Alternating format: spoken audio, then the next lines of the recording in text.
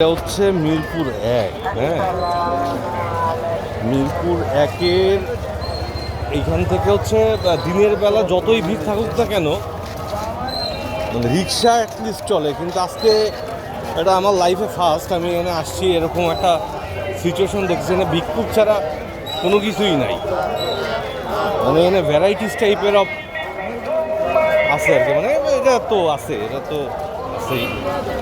লোকজন আছে প্রচুর, কারণ সামনে হচ্ছে বুদ্ধিজীবী কবরস্থান। বুদ্ধিজীবী কবরস্থানে সবাই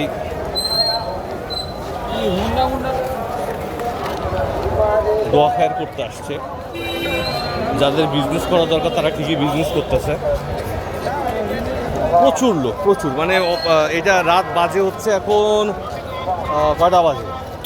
1:30 তো বাজে। 1:30 না বাজলে 1টা বাজে। কয়টা বাজে? তো তোমার মেলা বাজে হলো 1টা। কই দেখি, 1:04। একটাই বাজে। ও আচ্ছা, সরি, 1টাই বাজে। তাহলে এই হচ্ছে অবস্থা 1টার সময়।